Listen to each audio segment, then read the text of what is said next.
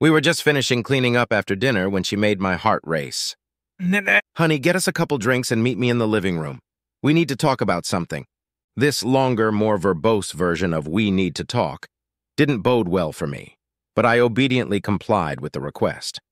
Mary and I had been together for almost 2 years, and were getting married next Saturday, exactly 1 week, 7 days, from today. We had already been living together and having sex, amazingly awesome sex, I should say, since about 2 months after we started dating. I had no doubts about our relationship and marrying her, and wondered what could be the matter. We sat together in a chair and took a sip each of our drinks. I could see that she was having a hard time starting a conversation, so I decided to help her out a little. "Mary, are you breaking up with me?" She turned to me with an expression of horror. "God, no, Henry. I love you, and I plan to be with you for the rest of my life. And I can't wait to marry you. It's nothing like that." "What then, baby? You know you don't have to worry about talking to me about anything." "I know, love, it's just... Well, it's a conversation I've known I was going to have for years now, but it's still hard to start." I took her hand and kissed the back of it. "Whatever it is, we'll get through this together, okay?" Mary turned and smiled at me, then obviously decided there was nothing left to do but speak up. "Henry, baby, you know how close my family is, and how much they love you." So I did. My family certainly loved each other, but Mary's family, if such a ranking could be made, would be much higher. "Of course they do, baby. And you know how much I love them." "I know. I've told you from the beginning how important this is to me, and your relationship with them has surpassed even what I'd hoped for. But we're a week away from our wedding, and there's one last thing that needs to be done. It's a family tradition, you might say. My family has been doing this for generations to bring the family together when a wedding happens. We believe it makes the new member of the family feel closer." "Well, that doesn't sound too bad. What do I need to do?" "You know, of course, that we talked about me staying with my parents starting tonight, and you won't see me until I walk down the aisle with Dad on the wedding day? Well, the Friday night before the wedding you will spend with my mom.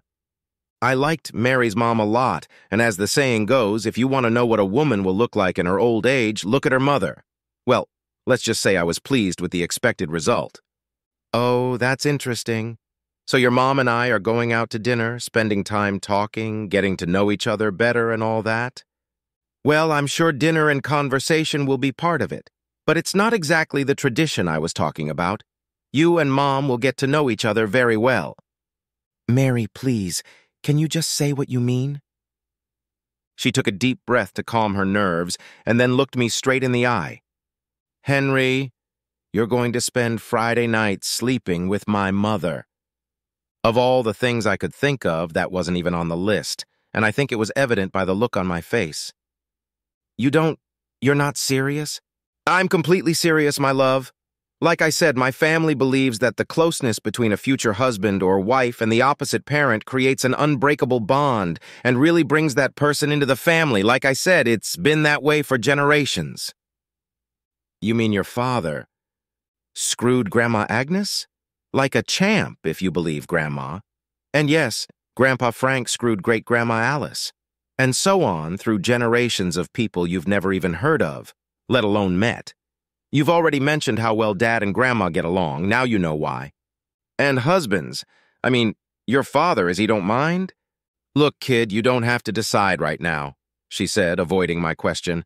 "The time I'm spending with my parents this week will give you time to think about it. Just remember that it's very important. You can say no if you want to, but that means we can't get married and we'll have to break up." I was really starting to worry. An hour ago, I had been blissfully looking forward to my wedding day, so I could promise the only woman I had ever known that I wanted to spend the rest of my life with her.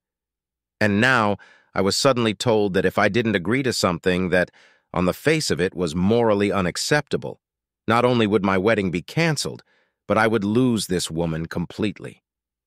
Suddenly, my dinner was unhappy with my current whereabouts and began making plans to return from wherever he was now. Without saying a word, I jumped up from the couch and just managed to run to the bathroom. Luckily, the apartment isn't very big, before his presence made itself known. I stayed there until only air started coming out of me and my stomach muscles revolted. Mary was right behind me when I finally felt confident enough to turn away from the porcelain god and finish my prayer, sitting down on the floor right next to him just in case. "You okay, baby?" I looked at her as if she had suddenly grown green heads on each side of her neck. "No, Mary, I'm not okay. I've just been told that I have to do something I consider morally questionable at best, or I will lose the love of my life forever. Isn't there some leeway in your traditions, some provision for a man who loves you with all his heart and soul, but can't agree with what you ask?" "No, honey, I'm sorry. Mom was actually engaged to someone before she met Dad, but he didn't want to do it. Said he didn't think it was right. She dumped him that same day and never spoke to him again." "But you can break the cycle, Mary. We can just fly to Vegas and run away." Suddenly, judging by the look in Mary's eyes, green alien heads just sprouted from my neck. "Henry, you surprise me! I would never disrespect my parents or indeed my entire family by doing something like that, and if you think I do, you don't know me at all." I knew this, of course, and if I hadn't been in such emotional excitement, I wouldn't have even suggested it. Mary would never go against what her family thought was so important. I apologized. "It's okay, honey. I know it was a shock. That's why I told you now, to give you a week to think about your actions." Suddenly, a thought flashed through my mind.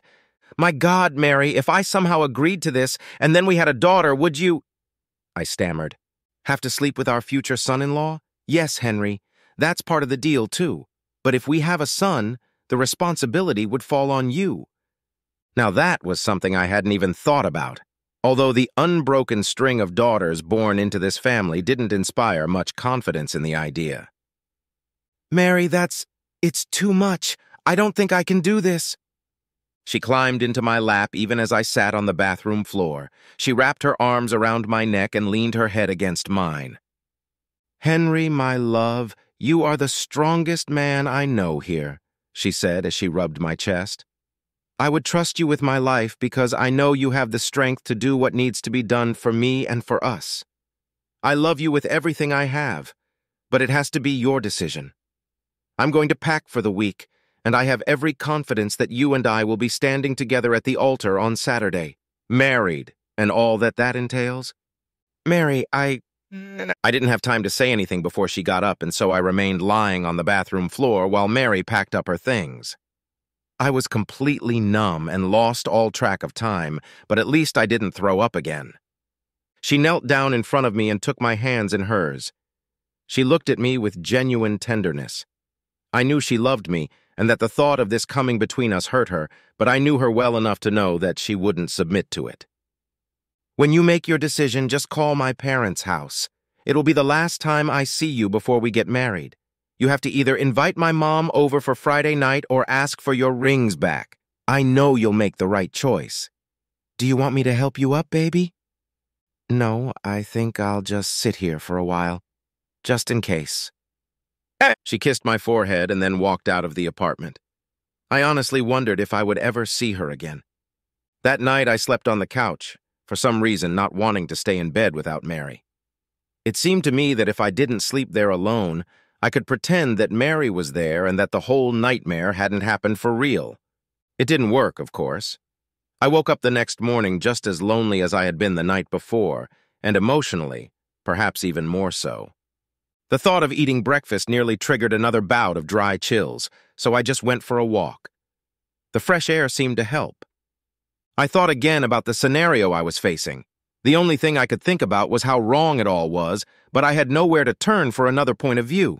My conservative parents would be furious at the idea and would probably demand that I cut off all contact with Mary and her family, so I couldn't discuss it with them, and the rest of my extended family wasn't any better. At some point, I realized that there was only one person, someone who had been through it himself, who could give me some insight into it, and it would be an awkward conversation for me, since we would be talking about the fact that I had slept with his wife. But I had no other choice, because if I couldn't figure it out somehow, I'd be calling to get my rings back, and I didn't want that at all. I went back to the apartment and dialed the number. Henry, my boy, I was wondering how long it would be before you called after that little bomb my daughter dropped on you yesterday. I guess you need to talk. Yes, sir. Could you be free tonight? Let's meet at Clancy's Pub around 6:30. We'll have a beer, some food, and talk things over. Thank you, sir. See you then. The day seemed to fly by, but finally it was 6:30. I arrived 5 minutes early and found Mary's father already waiting in the back booth where we could have some privacy. I walked over and sat down.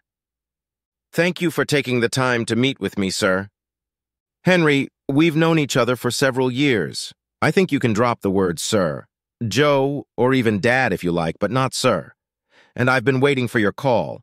I've already bided my time, though it's taken you longer than I expected. I was stunned by what Mary said with, Joe, I'm sorry, but calling you father now seems a bit premature to me. So you're thinking about breaking up with Mary? I'm considering just about every option, including entering the local monastery and dedicating my life to God. From what my daughter said, it would be a damn shame to cut you out as a man, if you know what I mean, so hopefully you'll rule out that option. I shook my head at the thought of Mary sharing information about our sex life with her parents, more specifically her father. He remarked, I'm sorry, Henry, but we're pretty open about these things. It's not that big of a problem if it's out in the open all the time. So what can I tell you, my boy? I guess my first question is, how do you feel about it? Henry, I'd be lying if I said that the thought of a virile young man screwing my wife is something that makes me happy. I can imagine spending that night heavily under the influence of something and then sleeping it off in the nearest hotel. But I knew what I was agreeing to when I agreed to this and had sex with Agnes 24 years ago, and I'll do my part for the family. Did you ever, when your wife was pregnant? Did I hope it would be a boy? Hell yeah, I hoped so.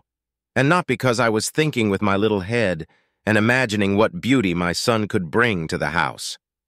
All my attention was focused on making sure I didn't end up where we are now. How did you decide to go through with it? I was always taught that a relationship, even if you are not married, means that this person is the only one you have an intimate relationship with. I realize that in this case, everyone is aware of what's going on and has given their consent, but I'm still contradicting what I was taught. And only you can decide how you will apply them to your life, Henry. For better or worse, we're all raised the way our parents see fit. But when we reach adulthood, like you, we have to evaluate those life lessons and decide if we agree with them. I understand your point.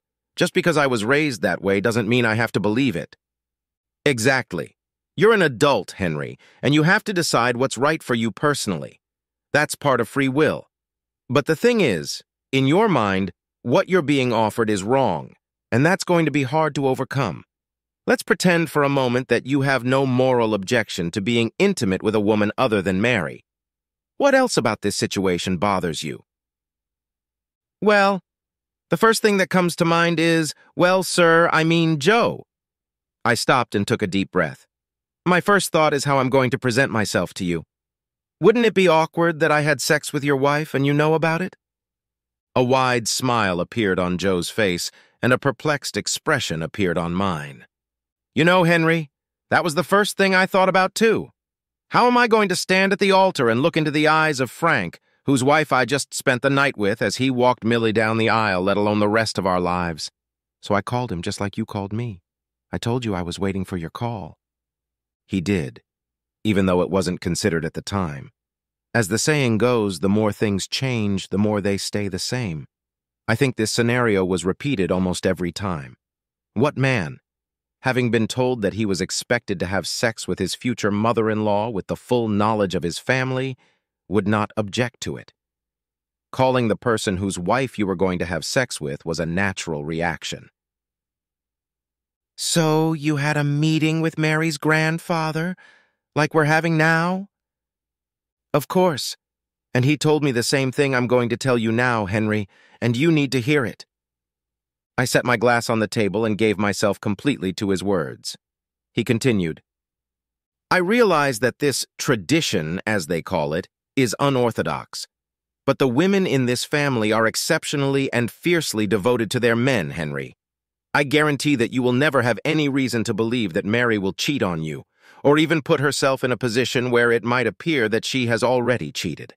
She would rather die than embarrass you or cause you to doubt her love and fidelity, with the obvious exception of your future son-in-law, of course. I believe that. It's one of the things that made me fall in love with Mary at first sight. Your marriage will be one that all men strive for. I realize this is my daughter we're talking about, son, but for the rest of your life, she'll be the perfect lady in public, but the proverbial whore in the bedroom. I felt myself blush at the fact that he was talking about his own daughter like that, and the smile that appeared on his lips told me he'd noticed. He continued, "She won't deny you anything in the bedroom. You think things have been good the last couple years? You haven't seen anything yet. But no man can even look at her charms, let alone get close to them. Knowing what I know now, even with what will happen Friday night, I can tell you with absolute certainty that it was worth it, and I promise Frank would tell you the same thing. I love Millie more and more every day, and I would do anything for her. I'd die right now if she wanted me to. That's how much she means to me. And on Friday night, if you make what I think is the right decision and step forward to marry Mary by getting Millie in your bed, don't hold back. Enjoy it and help Millie enjoy it." It was all so hard to take in. It seemed unthinkable to talk so casually to a man about taking his wife into my bed. "So you and Grandma Agnes—" I couldn't put into words what I wanted to say, but he seemed to understand what I was asking. "It was just incredible, Henry. Times have changed a lot, of course. You and Mary have much more experience than Millie and I, who had a wedding in a week. Agnes was not only a pleasure to talk to, she taught me a lot about how to pleasure a woman, and Millie often thanked her mother for that." "But everyone knows about that. Doesn't that make everything strange?" "Actually, it's just the opposite, Henry. Since everyone knows about it, then there's no secret. It's just something that happens, and everyone accepts it as the norm." "So no one even talks about it?" "I wouldn't say that. It's just not that big of a deal. You're more likely to be asked how it went if you got close and stuff like that. Over the years, it might come up in casual conversation, just like any other event in our lives. But that doesn't mean people are going to come up to you and say, 'Dude, I can't believe you slept with Millie. Was she hot?'" "What about you and Agnes? Was there any weirdness with you after that? I'm worried about my relationship with Millie, too." "Not at all. In fact, it gave us an opportunity to share something very intimate and personal. It has brought us closer together and, as a result, has brought me closer to the family as a whole. I know it's unusual for them to do this, but the results are exactly what they need." We finished our drinks, and I thanked Joe for his time. He easily brushed off my concerns about what my relationship with Mary's family would be like if I went through with this. It seemed like it was just part of family life, and was treated no differently than if Millie and I had spent the evening bowling. It seemed very strange to me, but it was new to me at the time. Thus, I was left with only one concern.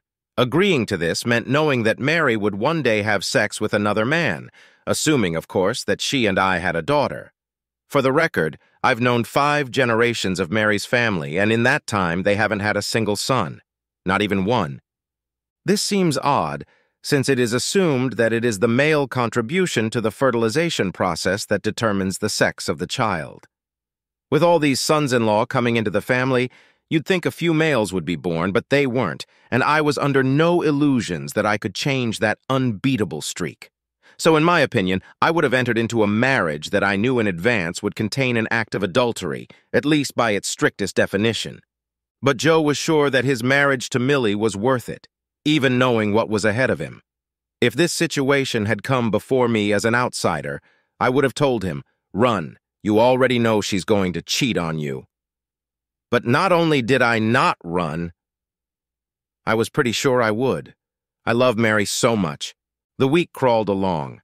I was pretty much useless at work unless someone grabbed me literally by the scruff of the neck and got my attention.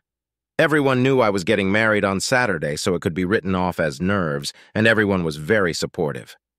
I was grateful for this, as it allowed me to focus on the real reason for my distracted state. Normally, I don't like to procrastinate, But now that it was Thursday, there was no way I could make up my mind to make a phone call. A decision had to be made, and soon. I still had a hard time accepting the idea of Mary having sex with another man, even after 20-plus years. I had made up my mind to do it a few times, but the image flashed through my mind and I hesitated again. After talking to Joe, I heard nothing from Mary or her family. True to their word, they left me alone to make this decision, which may have been the most important one of my life. They put no pressure on me one way or the other, which is actually what I expected. Everything was explained to me in a way that I could understand, and then it was up to me. I wondered what Mary was going through. Had I somehow damaged our relationship by taking so long to make a decision? Could Mary think that I didn't love her as much as I did since I hadn't agreed to this more readily? I really hoped that wasn't the case, that she would understand my inner struggle, but that remained to be seen. On the way home, I stopped for takeout and decided to make a decision and call. I went over it all in my head, but in the end, it came down to one question. Was I better off with or without Mary, even with my forethought? After that, the decision came easily. I dialed Joe and Millie's home number. Mary answered, obviously seeing the caller ID because she knew it was me. "Hi, honey. We've been waiting for your call." She didn't have the confidence in her voice that she usually has, so she was obviously worried about the decision I had made. "Hi, Mary." I paused for a moment for empty effect. "Can I talk to your mom, please?" The smile on her face was obvious even over the phone. "Of course you can, babe." Millie knocked on the door at exactly 6:30 p.m. It was decided that she would come to our apartment and the evening would start from there. I felt it would be awkward enough if I didn't have to pick her up when Joe and Mary were there, let alone drive her back in the morning. "Hi, Mrs. I'm nervous." "Henry." "Ma'am? Let's stick to the names, okay?" "Yes, Ma, Millie." "Can I come inside?" "Sure." I backed away from the door, feeling pretty stupid. I hadn't been this nervous since, well, never before. Suddenly, I was even worried about my ability to perform when the time came. "Henry, I realize this is a little weird, but I'm a woman just like everyone else. Millie, I appreciate your desire to put me at ease, but I promise you that you're not just a woman like everyone else, at least to me.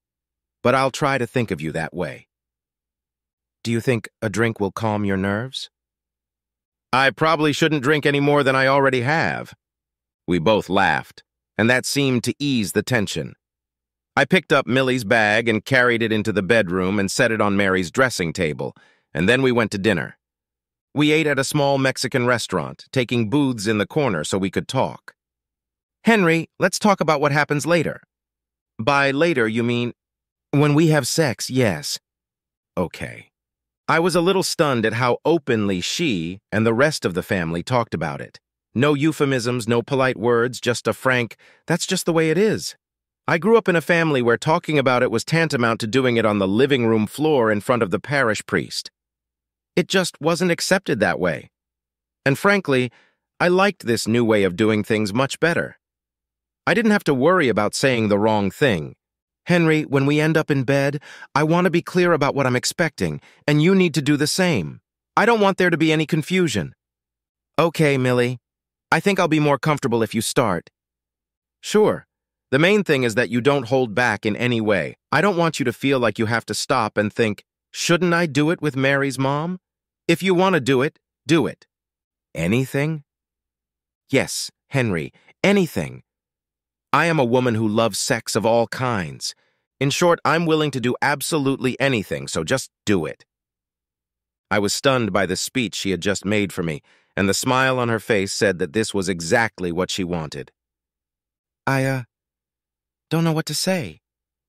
"Sex is supposed to be enjoyable, Henry, and I intend for us to enjoy it. Is there anything you want to do but are afraid I might object, or anything you don't like me doing to you?" "No, Ma. Millie, after what you just said, I'm not sure there's anything else." She smiled. "Millie, may I ask how you personally feel about all of this? Or maybe it's better to ask how you felt about it when you were a bride-to-be?" Girls in our family are raised from an early age with an understanding of what is to come. In fact, I was thrilled with the idea, and so was Mary. I don't know if she informed you of it. Not really. She made it clear that it was necessary and that she was okay with it, but she didn't say anything about being excited about it. Well, she's excited. She'd watch it if she could, and she even asked if we could record it. I told her it was something private between you and me and not for her eyes. And you had no problem with it affecting your marriage to Joe, that he would have such an intimate relationship with your mother? I didn't have any problems. It brought us all closer together. It's just 1 or 2 nights in a long and happy marriage, and he was with the woman I love more than anyone else in the world. I was happy to share him with her and vice versa. And I hadn't thought about the fact that Mary hadn't just chosen to share me with her mother, but to share her mother, the woman who had raised her and was the closest thing in the world to her. I was honored in a way, though I hadn't realized it until now. Wait a minute. Did you say 1 or 2 nights? I thought it was a one-time deal. The family is using these opportunities to renew, shall we say, some of those moments. If I spend this night in your bed, where do you think Joe will be? He told me he'll get drunk and sleep it off at the hotel because he'll have a hard time thinking about you and me together. No, dear. Joe is in the company of my mother now. Is he with Agnes? Are they? Perhaps. It depends on them alone. But Agnes is over 60. So? My parents are still very sexually active. I wouldn't be the least bit surprised if they were intimate. I lowered my eyes and shook my head as this new information worked its way into my brain. So I'd have to put up with Mary again? Damn it. As if reading my mind, Millie continued. Yes, that means Mary can do it twice, but don't forget that means you get me twice.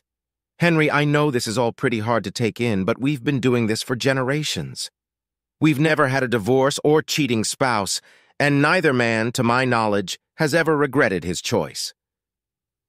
What about the next morning? I mean, you'll leave me after having sex with me and meet your husband, who in all likelihood just had sex with your mother. Wouldn't that be awkward? Only if we let it be, but the thing is, what we do brings us all so close together that it feels perfectly natural. And we have what I suppose you'd call a ritual that helps with that. Ritual? When I leave your apartment tomorrow morning, Henry, I expect to be well and thoroughly tired. But before I leave, I'm going to climb into your shower and wash myself thoroughly. I have everything I need in my overnight bag. I will wear a tailored outfit that is also in my bag.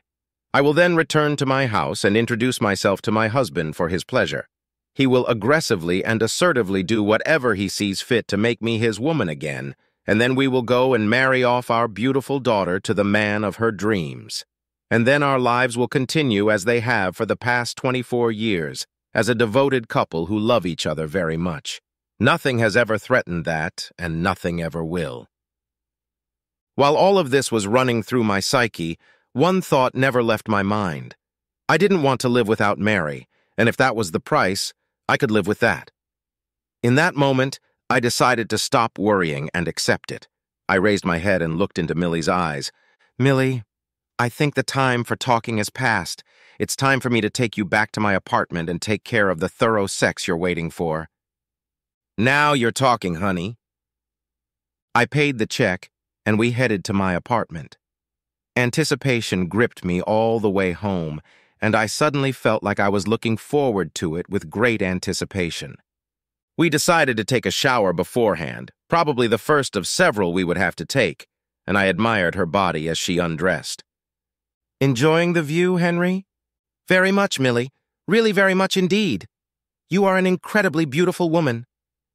Mary told me you prefer smooth surfaces, so I made this especially for you. Joe's preferences lie in the other direction. I smiled at her as she put her hands on her hips and began to pose for me, showing off her naked body.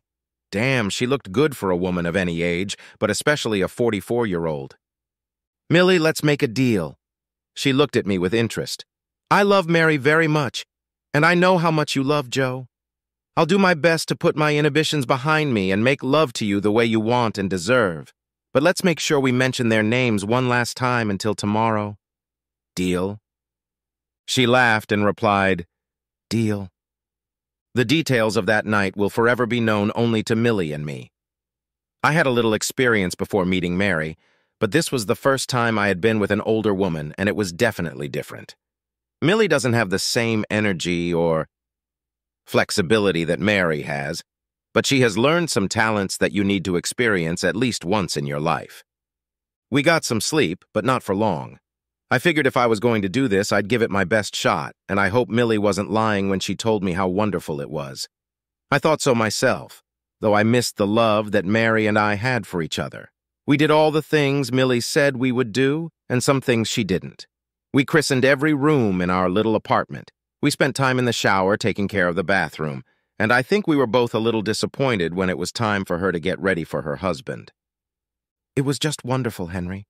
I haven't experienced anything like it in a long time, and I will always treasure the time we spent together today.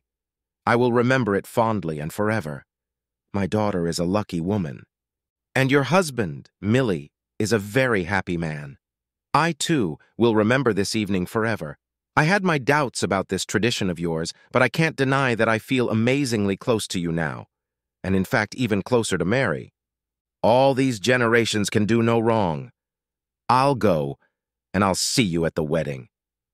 I stood at the altar with my best friend Tom beside me and my smiling parents sitting in the front row. They had just arrived this morning, and I was thankful I hadn't had to tiptoe around them during the events of last night. I inhaled the air sharply as the wedding march sounded, and my father led Mary down the aisle. She was the most beautiful woman I had ever seen. You may not agree with that, but I'm marrying her, so my opinion is the only one that matters. Our eyes met. She smiled at me, and I smiled back. She finally joined me, and the ceremony went beautifully. I'll spare you the details, as outwardly it was a wedding like any other. We honeymooned in the Bahamas, and I became convinced that Joe's words were true. I thought we might have a when in Rome moment, and Mary might want to try topless on the beach, but she didn't think twice about it.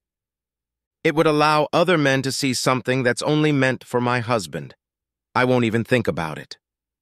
But in the bedroom, the proverbial whore came out, and I spent a good portion of the time exhausted but extremely happy. I knew I had made the right decision. Epilogue. That was 23 years ago, and I have never once regretted my decision to marry Mary. All these years she has made me as happy as any man could hope to be, and I look forward to many more years together. However, it's time for me to wrap this up. You see, my daughter Cassie is getting married next Saturday to a fine young man she has been dating for several years. I spoke with him today and am meeting him in an hour at a nearby restaurant. He seems to have questions and concerns about our family traditions.